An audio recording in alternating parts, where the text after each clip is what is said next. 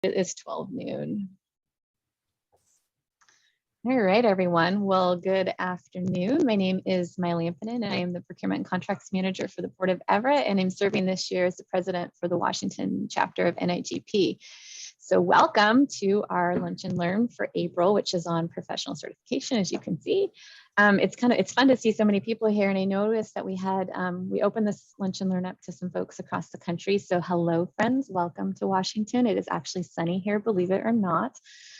Yesterday or Monday, not so much, but it is sunny, at least here in Western Washington. So before we get started, we want to do a quick Zoom tutorial for those of you who use other video conference platforms. I think, is that next, Victor? Do we have that next on this? Yeah. So make sure you mute yourself so you can enjoy the presentation, and so can everybody else. We do want to make sure that you change your name to your full name, so that you can get credit for attending. So to do that, you need to either right click on your video and choose rename, or there's three little dots at the top right-hand corner of your video.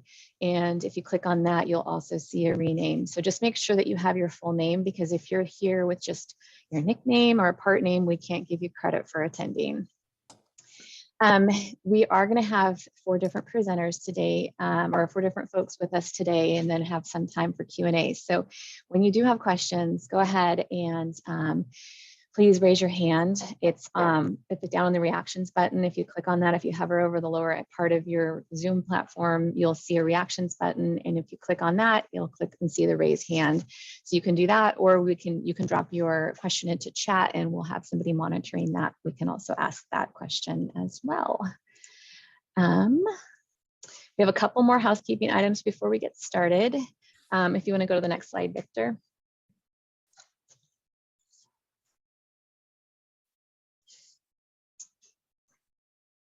We do have. I'm sorry, I have the presentation slides next. Are you referring to the slides at the end there? Okay, I get 1 second. Oh, you want me to talk about that at the end, or? Yeah, that might be best. Okay. All right. So we're going to actually, we will be posting today's slides, just so you guys all know, because I know that's the first question everyone wants to know. Can I get copies of the slides? Yes, we will. And we will talk about that at the end, where we're going to get those posted so you can get those downloaded. So as we're going to get started here, I see we still have some folks joining us, so that's fantastic. Today's session is all about certification. So the experience that we get on our jobs are invaluable, but demonstrating that experience through our skills and our knowledge to our agencies and our constituents is so important, in that it demonstrates that you are proficient in specific real world procurements and contracting skills. And bonus, I don't know about you guys, but I feel like my agency feels it reflects well on them as well. So the more staff with alphabet soup after their name, the more professional the organization appears. So today, we're pleased to have Diane Seaton, our Area 8 Chapter Ambassador, here to provide an overview of NIGP's CPP and NIGP's Pathway Program. And then following Diane's overview, we have 3 of our Washington State chapters here to share their certification experiences, and you'll see a lot of alphabets after their names. And then we're going to open it up to Q&A after from the floor. So Diane will have a couple spots for Q&A in her session, and then we'll do the 3 ladies that we have here today as a panel, when I'll ask them some questions, and then we'll open it up for your guys' questions at the end. So let's get started with Diane. Diane has over 25 years of governmental purchasing and contract experience. She also holds 5 certifications. She holds the NIGP-CPP, this is gonna be a tongue twister, CPPO, CPPB, a CDT, which I don't know what that is, and an MCA. She began working with the City of Portland in October of 2001 and is the contracts manager for the Division of Asset Management. She was recently appointed to serve as Columbia Chapter's Vice President. Diane has actually served in all officer positions for the Columbia Chapter twice, as well as for the OPPA, all positions for the Oregon Public Purchasing Association. She currently serves on the board of the National Procurement Institute as the vice president. And she also, bonus for us today, serves on the UPPCC Board of Examiners. She sits on the CPPO board. And in addition, She is the NIGP's representative to the AEPA committee. So when she isn't working or volunteering, she enjoys spending time with her husband and cats while traveling as much as possible. Diane just got a brand new computer last night and we were having some video problems with it. So she is joining us and would like to turn her screen on, but is not able to do so. But I am going to go ahead and turn this over to you, Diane. Okay, thank you, Maya. Yes, and my apologies. I really did want to be on camera, but my old laptop quit working yesterday. So I'm trying to figure out this new one, and I had no idea I had a video problem. You mentioned the CDT and the MCA. Those are kind of not as known as the other certifications. The CDT is a construction document technologist certification, and MCA is a master compliance administrator. So with that, I'm going to start. Good morning, everybody. I just want to go over, I'm going to go over the pathways first. And after about 12 slides, I'm going to pause. And then if you have questions about pathways, then we can, I'll ask then, and then I'll go on with the NIGP-CPP certification information. If anytime you have questions, please put them in the chat, raise your hand. And that's fine too. So we'll start. Okay, Pathways integrates modular competency-based learning with credentialing options, and it is personalized and customized for every phase and every stage of a career in public procurement. Pathways supports the profession by elevating the image of the profession so that it's viewed as a value-added role and function. NIGP wants their members to be viewed as strong, strategic, and capable leaders.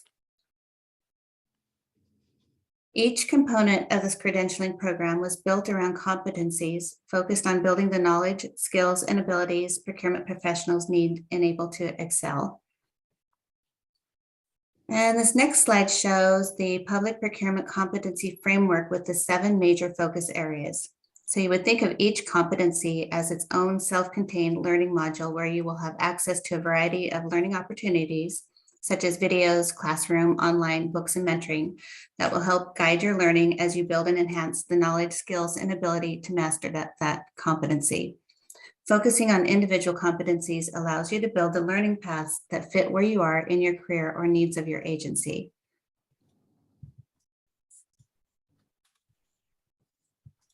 So this next slide, you'll see it gets a little complex here. Here's your 7 focus areas on the left-hand side of the slide.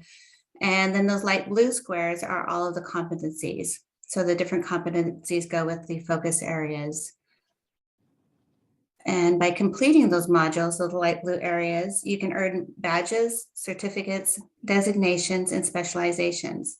Then you can display these on your emails or other documents. They're not the type of things that you would put your initials after your names, although the NIGP-CPP is a certification, and that's when you would use that after your name, such as the CPPO and the B. A competency badge is earned for each module you complete. This is an example of 4 competency badges. If you look at the left-hand side, you'll see the 7 focus areas again, and all the competency modules there. You'll see at the very top is the strategy focus area, and then that first light blue square is a mission and public benefit. That's a competency module. By completing that module, you would earn a badge. So look over to the right there and you see the 4 badges and you see the mission and public benefit expert. I kind of changed those 4 competency modules so you can see the black instead of the white lettering, and those kind of go with those 4 modules over there. And the core certificates are earned after completing a pre-selected bundle of competencies. Then NIGP will bundle certain competencies that kind of go together, and then you would earn a certificate. You can't really pick and choose your own, but if you have something specific to your needs or your agency needs, you can contact NIGP and work with them in bundling these competencies to see what they can do for you. And then designations are earned after completing a pre-selected bundle of certificates.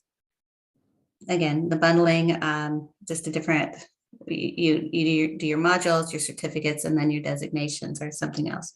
Something new. As you earn the the competency modules, you earn certificates. As you earn certificates, and you would earn designations. And then there's specialization, the specialization program, which enables you to focus even deeper into several specialty knowledge tracks. So this was a pretty quick run through because we do have limited time. There's so much information about pathways and NIGP-CPP that we could probably talk about it for, half a day. So as Maya mentioned, you will be provided these slides that kind of give you a good overview. I didn't want to spend too much time because we don't have all day to do this. I wanted to make sure that you have the information, look through these slides. And then you can always go to the NIGP.org, the NIGP's website, and you can find more details there. So before I talk about certification, do you have any questions about pathways at this time? Diane, this is Victor. I just had a quick question. You mentioned in regards to some of the items that you can earn from NIGP, you can't add that after your name as like a CPP or a CPPO or a B, but is it possible to take those and put them like on LinkedIn to show that you've earned them? Yeah, exactly. We did have a member earn one of those badges, and she kept asking, wanting us to put the initials after her name on the webpage. She's on the board, and so, but they are not intended for that.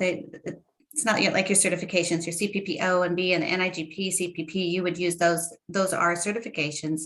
You would use the letters after your name, but for the others, yeah, it would not be appropriate to use the letters. But you're provided the little badges, and you could use those on your email, on your LinkedIn, anywhere else that you wanted to use those. Just copy and paste them anywhere that you wanted to show people that you earned that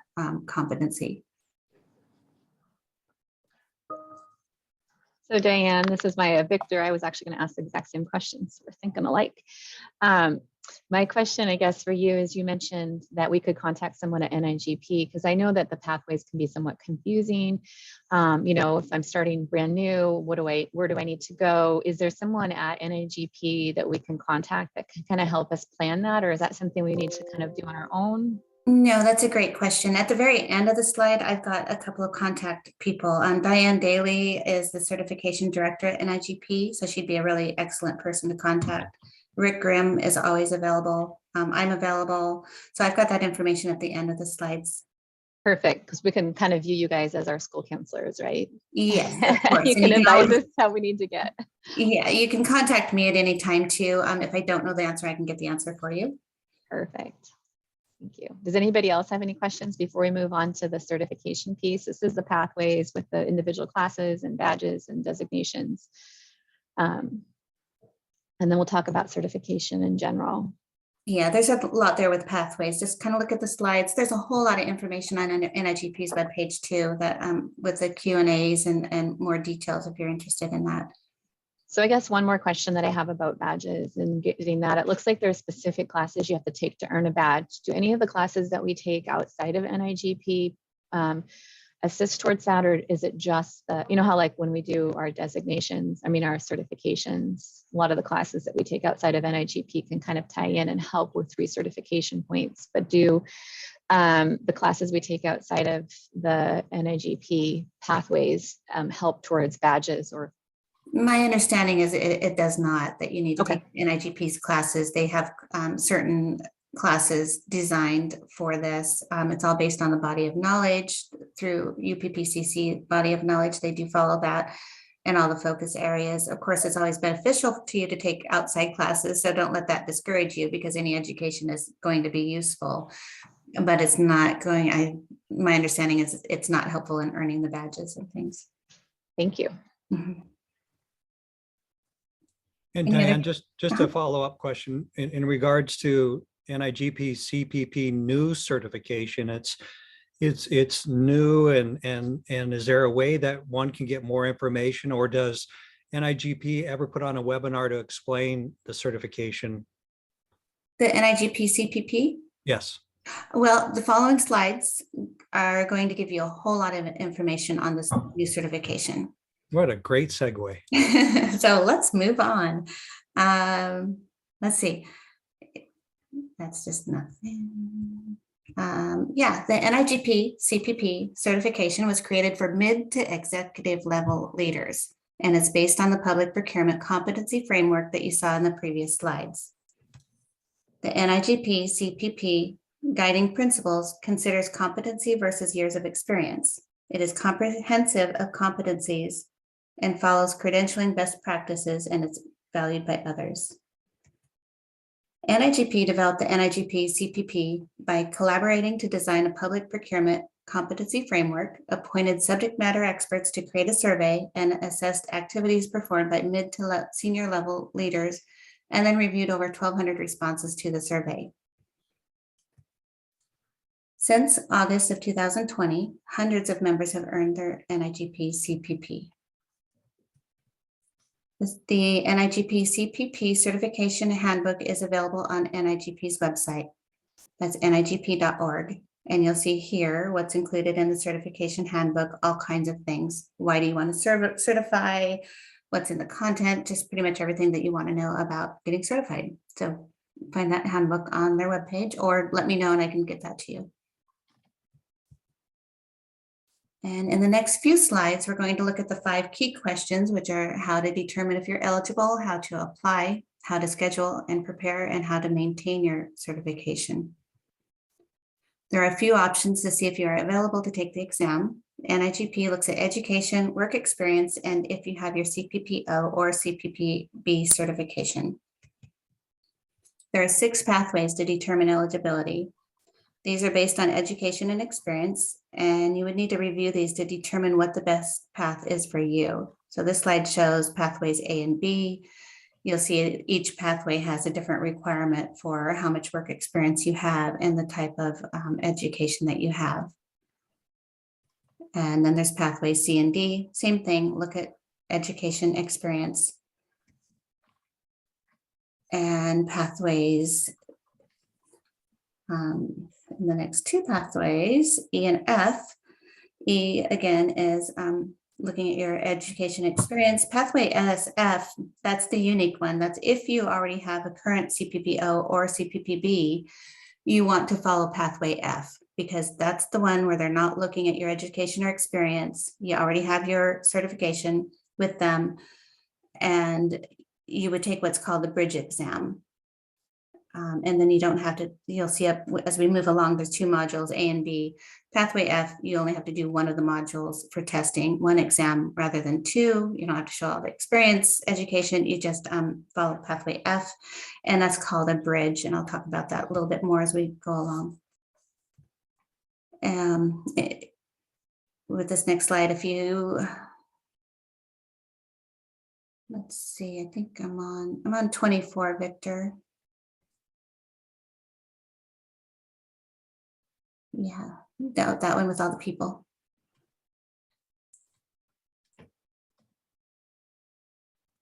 Okay, that's pathway F. Next slide is if you have a CPPO or a CPPB certification, you would follow pathway F and then take the bridge exam, which is available to you through May of 2024. And this is the one that you don't have to show proof of education. Professional experience is around that type of violence. Also, personal relationship violence. So domestic violence. Do we have a question, or just a reminder to everybody to mute themselves? Thank you. Thank you. Continuing on, this, okay, talking about the pathway F, this is the list, the one that for the bridge exam.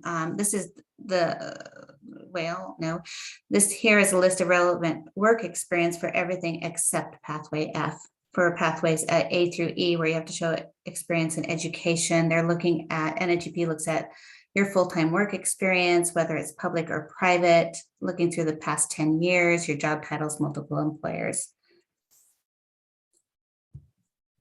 And how do you apply? Before applying, you want to confirm that you're eligible through one of the 6 pathways.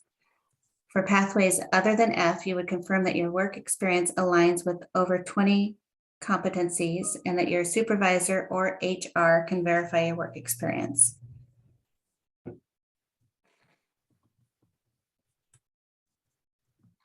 And then you will need to apply online at least 30 days prior to the desired test period and determine if accommodations are needed. You will be asked to upload your diplomas or certificates, then pay the application fee. The application fee is $150. The exam fee is $100 per exam module. There are 2 modules, A and B, and the application period remains active for 2 years after you're approved.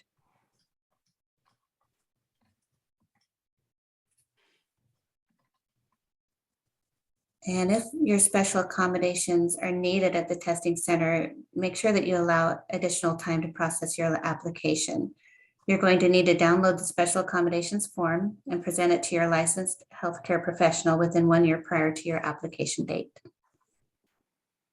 And then your licensed healthcare professional will provide the diagnosis, recommend an accommodation, and record the date of your latest appointment. And next I'll go over how to schedule your exam date and venue. After your application is approved, NIGP will send you an email to select a test window and pay the exam fee. Test windows are in February, May, August, and November. Testing is provided by Pearson VUE, and they will send you an authorization to test email with instruction on scheduling a venue and date. If you're unable to take the exam on your selected date, you can cancel online at least 24 hours in advance to reschedule within the same month. If you need to transfer to a future testing period, then you have to pay a $50 transfer fee. If you don't pass one or both modules, like I said, A through E pathways, you have to do both modules, A and B. If you're just doing the bridge exam, pathway F, it's only pathway, it's module B. And if you don't pass one or both, then you can retest for just the unsuccessful module. You don't have to retest for both modules. There is a re-examination fee of $100 per module, and you will have 3 opportunities to pass each module within the 2-year application period. To prepare for the exam, you need to know the content and take advantage of options such as the assessment tool and study groups. This is a competency-based exam, which is aligned with the 7 major focus areas from the Public Procurement Competency Framework that you saw earlier in this presentation. Like I mentioned, there's 2 exam modules. You can take both modules or just one at a time. Each exam module is scored independently. Each one is 80 multiple choice questions, and you are allowed 2 hours for each exam module to take the test. And this next slide, I'm not going to spend a lot of time. I just wanted to include this. It shows the percentage of questions for each focus area.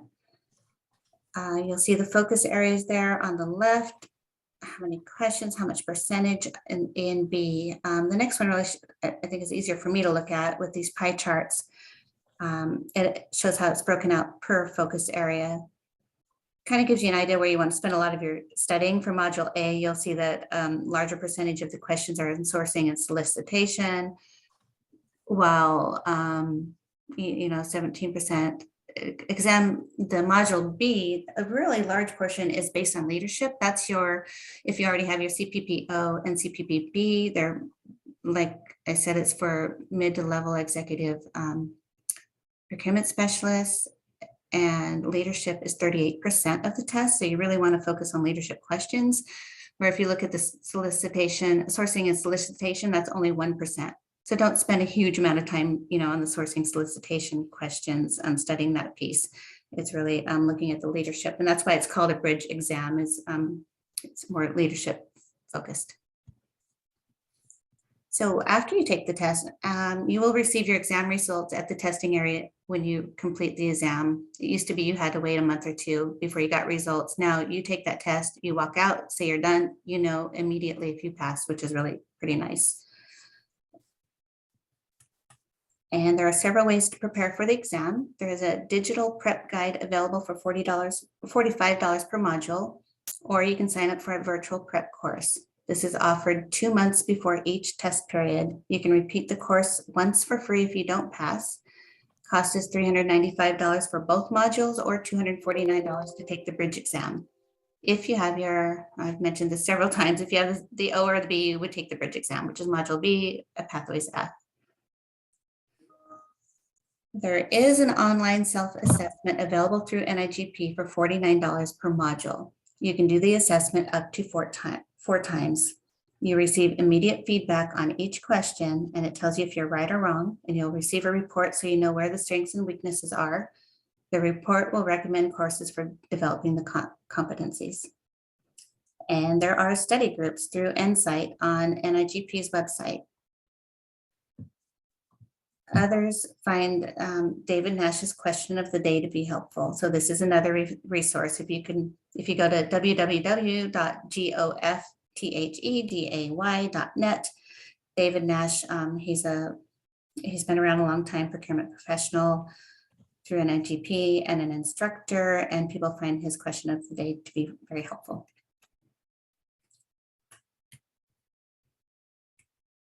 And to maintain your NIGP-CPP, you'll need to recertify every 3 years with a minimum of 36 contact hours. And this next slide shows the differences of the NIGP-CPP and CPPO certifications. For example, the NIGP-CPP is competency-based, it's what you do, compared to the CPPO, which is knowledge-based, what you know. Rather than take the time to go through the slide, I left it in so that you can review it later. It's not the type of test where you can sit here and memorize everything out of the book, you know, that you just memorize. It's more of, you really need to show that you know what you do. It's not memorizing, it's based on what you do rather than memorizing everything. So it's a little bit different in that way. So if you're able to take the assessment courses, I would recommend that.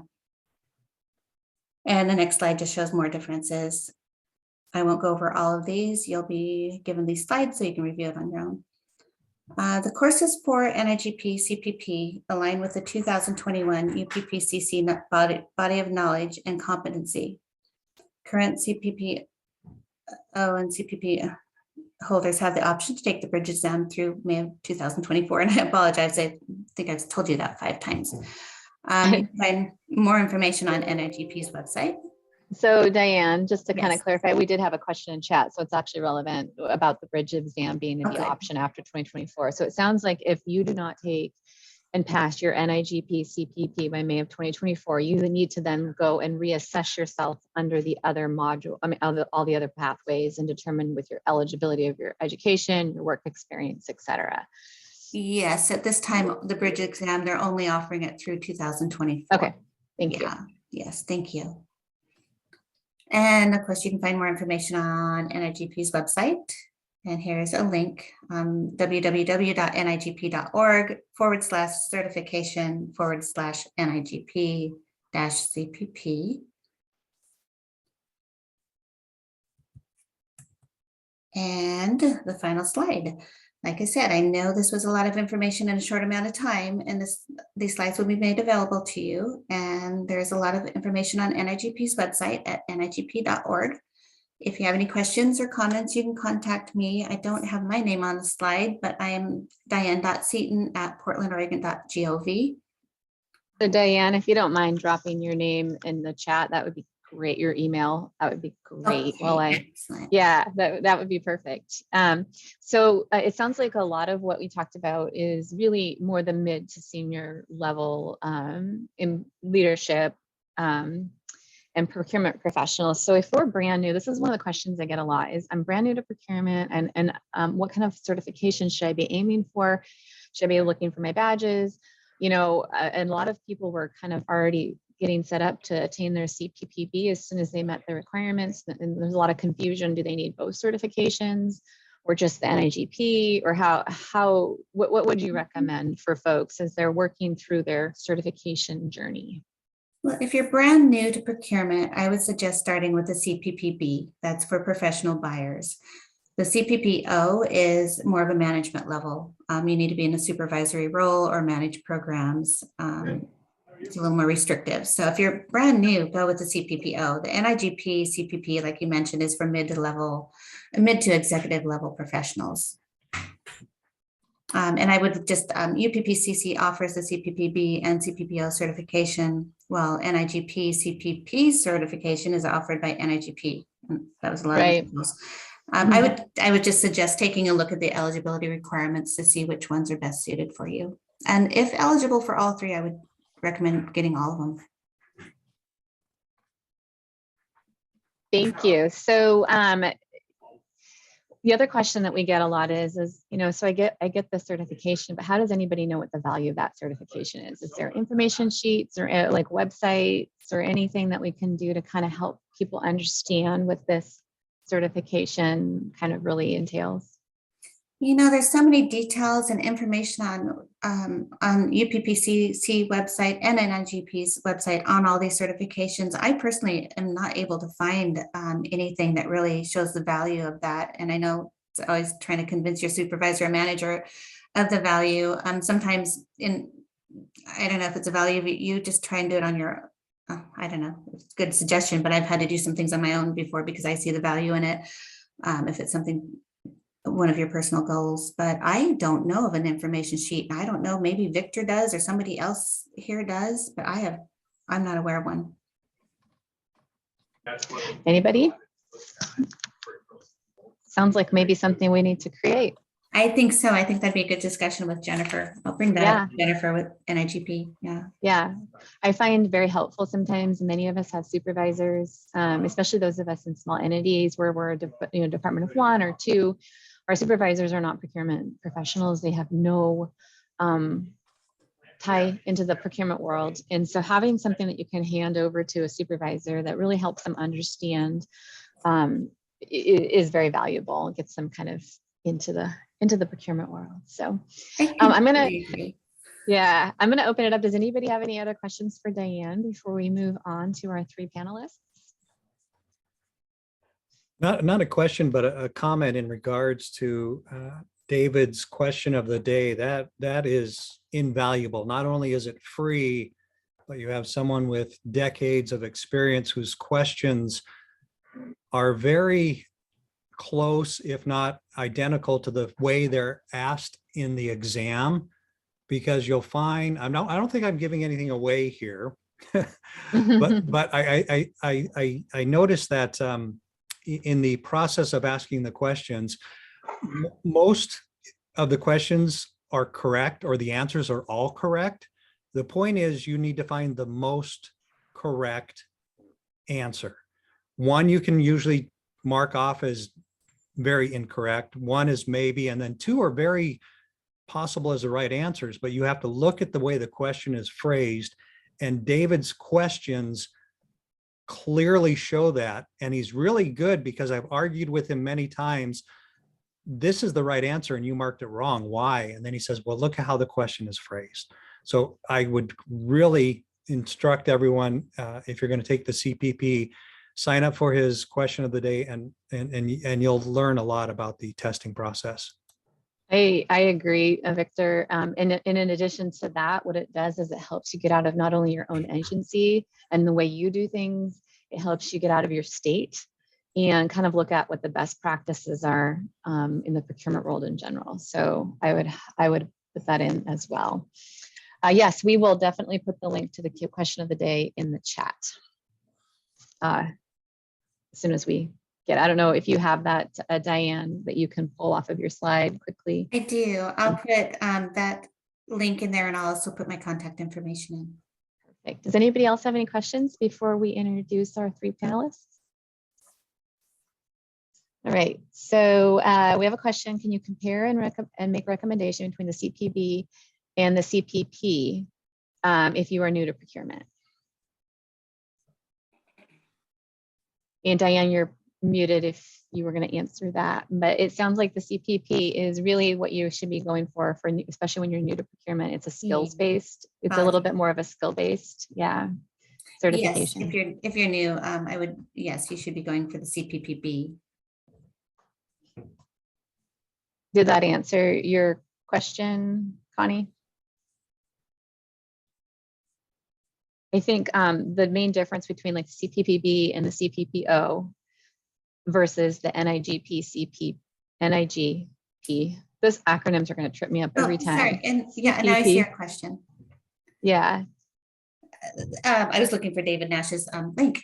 Yeah. So the CPPB and the NIGP-CPP, the differences are CPP and CPO are buyer and manager. And the NIGP-CPP is a bridge if you have one of the certifications, which is more for your mid to senior executive level buyers. Right. Higher level. And the B and the O versus the NIGP-CPP is the first two, CPPB, CPPO, are more skills-based and more knowledge-based, where the NIGP-CPP is more of a competency-based. Is it, Correct. Yeah, project management and a little bit of that, a lot of those skills translate, but strategy and leadership and communication and emotional intelligence and all of the above. Yes, and if you're new to procurement, you probably would not be going for the NIGP-CPP because it is more mid to higher level. Yeah.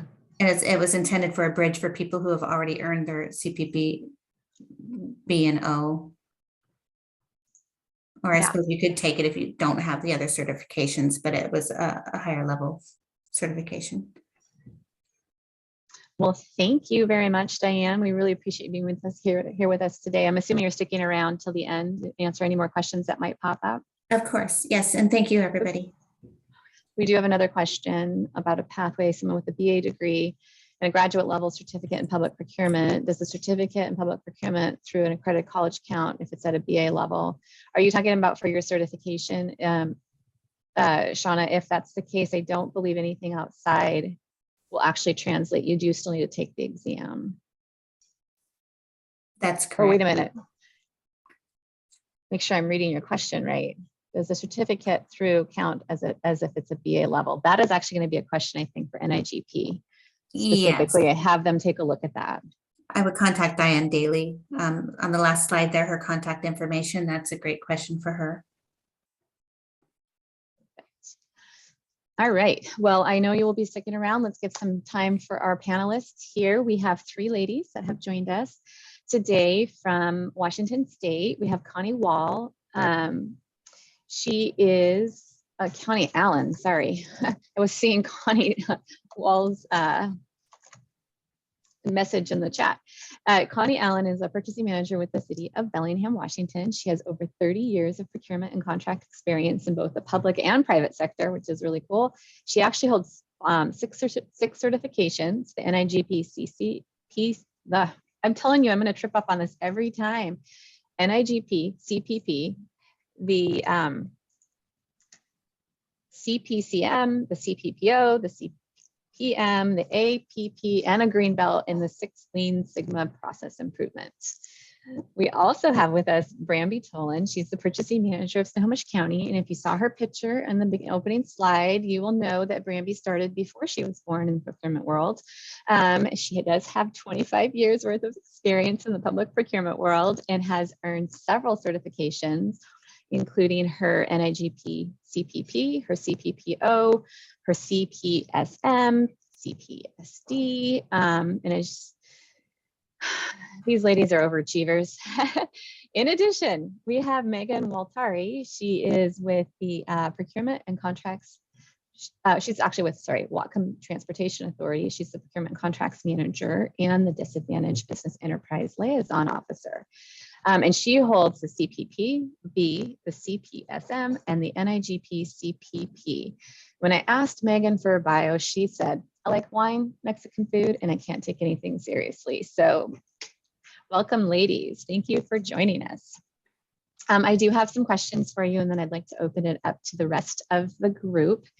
But as I mentioned, you all have a lot of acronyms after your name. And so what motivated you to get your CPP on top of all those others? And does your agency promote it? Are you self-motivated to achieve it? Kind of what was the impetus for you guys to go after that? Connie, I'll let you start. Okay. Well, good afternoon, everybody.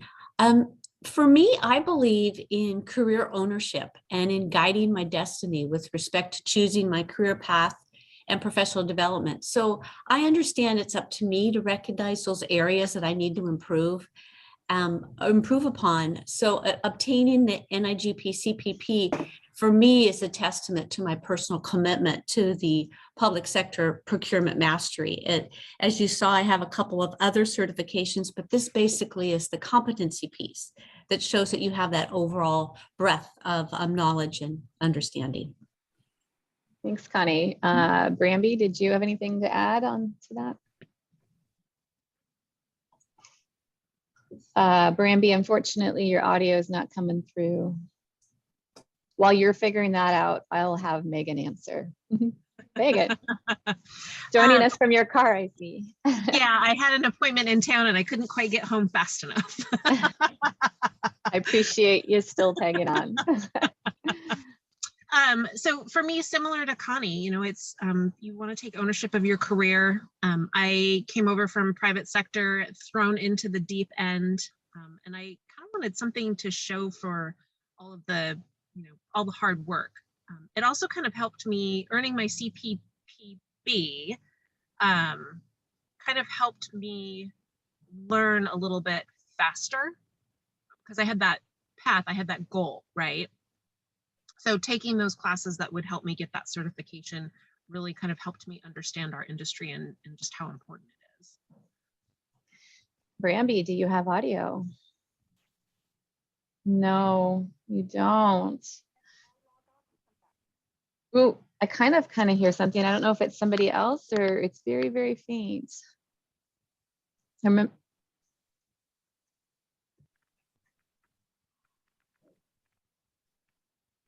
Well, we'll come back to you. All right, we will come back to you, Bramby. Thank you. So I guess Megan and Connie, how has being certified helped you at your agency or in your career? Do you have anything that you can kind of parallel or demonstrate the benefits of having this certification? Having a little trouble pushing the right buttons here. Okay. You know, as you kind of mentioned before, in some regards, I had been a standalone with regards to purchasing. And then now currently the agency I'm in, there are a number of other procurement people in the agency. And I guess I'm just a strong believer in professional development and training on the whole. I think continuous improvement makes you a more well-rounded and interesting person. As you undoubtedly have experienced, we see everything in the world of public sector purchasing. You know, one day I could be asked to buy float fringe, and then the next day it's a firefighter apparatus or gear, or draft a contract for homeless services. And I think having that foundational body of knowledge and that sound procurement set of skills really allows you to just not be afraid, just to jump into it and to just figure out your path going forward. So for me, it gives me that element of confidence that I don't know if I would have had if I didn't go down that path. Yeah, sometimes we need that third-party verification. We even do that, right, with consultants and bring them in. They have to tell what we've been preaching all along. We need a third-party consultant to confirm. So yeah, I appreciate that. And Megan, how has it helped at your agency or in your career? Similar to Connie, like you've got that body of knowledge, and when you can educate your not only your coworkers but upper management, that, you know, this is what these certifications are bringing to the agency and to the taxpayers. You tend to have a lot more buy-in when you have to tell them no, right? I'm telling you no because XYZ, but here's how I'm going to help you get to yes. And they tend to take that a little bit more seriously, and not necessarily blow you off. Right. Right. Yeah. They especially when you're able to demonstrate the best practices that you've learned in throughout these certifications. Yeah. And when you have those one-offs, those firefighter apparatus that you've never bought before, you can show your agency that you've got that base level knowledge to buy those things successfully. Right. Well, I think so many of us fall into procurement too. And so our agencies don't necessarily always recognize our knowledge as valuable until it's certified, because we've had to learn a lot of it on the job.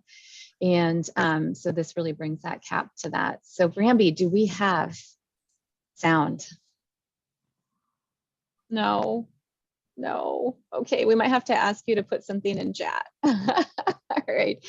So I have one more question, and then I see we have another question here in chat, which actually will segue into a couple other things. But as a manager, how does certification impact your hiring decisions? For example, I remember having a conversation at an NIGP forum with an individual who said that at their particular city, if they are hiring a buyer, or that when they saw any sort of these certifications on a resume, that actually brought that resume to the top, and they automatically got an interview just by having that certification. So is that something that plays into your decision making when you're doing some hiring decisions? And have you guys implemented anything in your agencies about that, or anybody else for that matter? Okay, I'll start. Go ahead, Connie. Yeah, Bramby's still typing. Again, I think professional development is critical. When I'm looking at an application, you know, I'm paying attention to the difference between training and education, where training is more, you know, I took a class on how to write an RFP and I got a certificate, where education is more along the lines of the certification designation, whether they have a CPPO, whether they have a private sector CPM or CPSM, those sorts of things do come into play. Well, there's no such, you know, we know in buying, there's no such thing as a free lunch. So I wouldn't look at certification as like a free entry into a job. It just kind of allows you to get your foot in the door and hold that door open. Because you might see X number of years of purchasing required at Y level of education on a job posting. But when I see that professional certification, that's the other relevant skills or experience that enable the person to do the job. So to me, that helps them cross those or meet those minimum requirements, because I know that they've got that foundational body of knowledge. Thanks, Connie. So it looks like, Bramby, you mentioned that all of your upper level positions require that they either have the certification when you hire them, or you'll work with them during their probationary period to get on that path to certification. And then Megan, I know you're a solo shop, so I mean, you're free to answer and pitch in, but I know you're like me. It's like, well, it's just us. So when I was hired, it was a nice to have. It was not a required.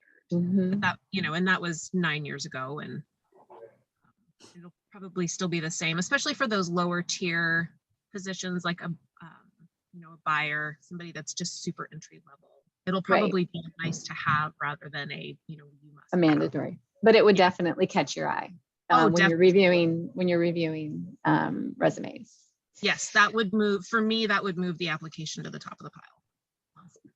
Good to know. All right. Well, the last question I have kind of is a combination question, but what advice do you have for me on how best to prepare for any of these exams? And in fact, we had in chat by Krista, she's like, but she hates studying. So how much time does she need to expect about putting into the classes, et cetera? And I know that that's probably going to change depending on whether you're studying for your CPPB and O versus your CPP, but kind of what's your experience on what you think about having to put time in for studying for these exams? For me, and other preparation.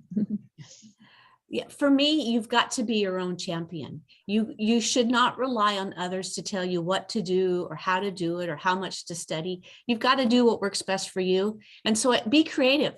You know, each time I went after a certification, I approached it a little bit different. And I did that because I took a look at what the certification was about and where my skill sets were, and tried to figure out, okay, what do I need to do in order to pass the exam, which is the ultimate goal.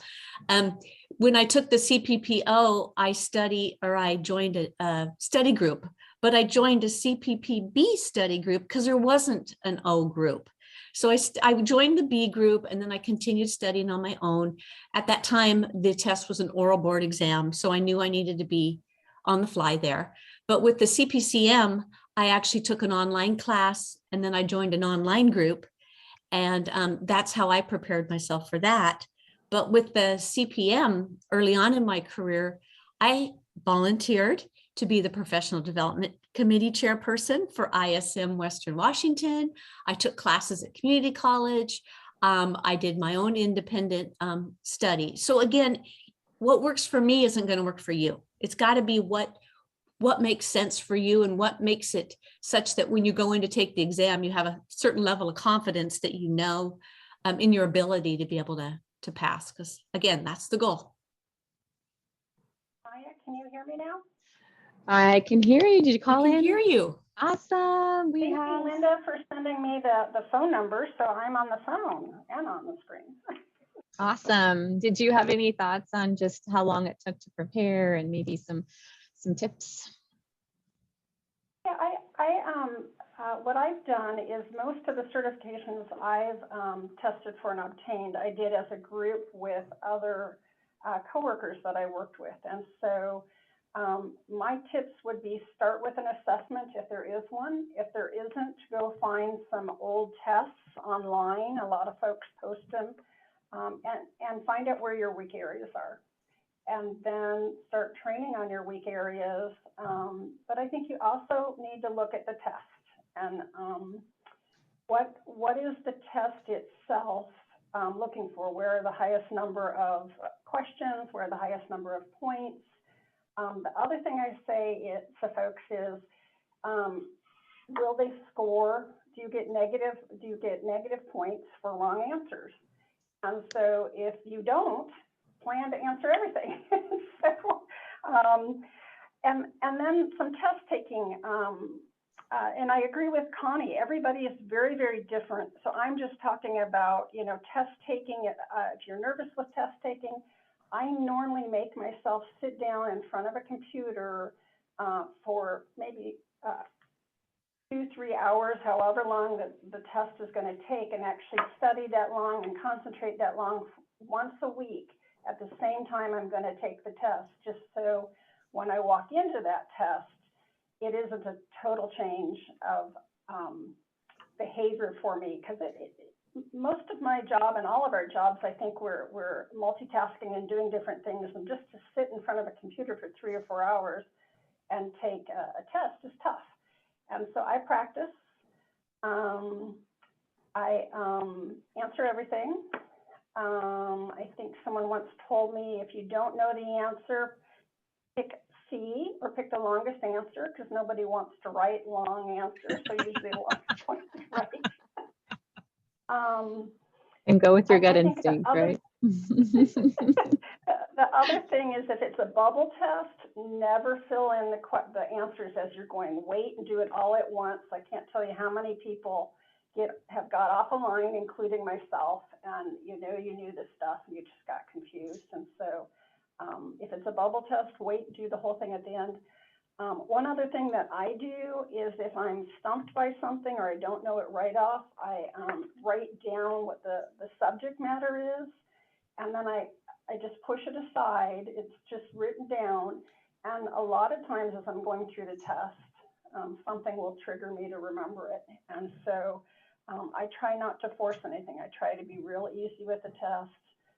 Answer what I know, and what I don't know, go back to. So that tips for me. Yeah, that's actually a really good point. I know that with the testing centers, you can actually go back to any of the questions and re-answer them. So you can just flag them. I think a lot of them, they have little areas that you can just flag to go back and review at the end. So exactly like you said, that there will be times when it triggers another answer. So Megan, I know you and I have had these discussions before about preparing for tests. When you are the only person in an entity that has to do it, you touch every type of construction and various other, personal services, purchase services. We just kind of touch it all. And I know that we've had conversations with people who have been, all they do is buy goods. And so that it's focusing in on some of the other pieces there. Do you have any recommendations on study like that? Or at all, and maybe even Connie and Bramby too, when you have kind of almost pigeonholed in one area in your agency, that's when I think the additional time comes in for the studying to really try to get that broad knowledge. I think, so for me, it's a similar experience with Connie, kind of a hybrid of Connie and Bramby. Down for my CPSM, and my CPP from NIGP, I downloaded the practice tests and I took those. And then where I struggled and where I didn't score very high, those were what I focused on. Yeah. Because you're trying to do 50 million other things. And then I just keep going back and like retaking those portions of the test. And then as it got closer, to my actual scheduled test date, then I'd go and do the full practice test. The question of the day was so helpful when I was studying for my CPPB, just again, because I was learning, and it also kind of helped translate a lot of stuff into my job, right? And I guess it just kind of depends, on where your skill set is, but those pre-tests, those practice tests, those are so helpful, just so that you can, because I hate studying too, and I never have time, and I say I'm going to do it during my lunch hour, and I end up on Pinterest instead.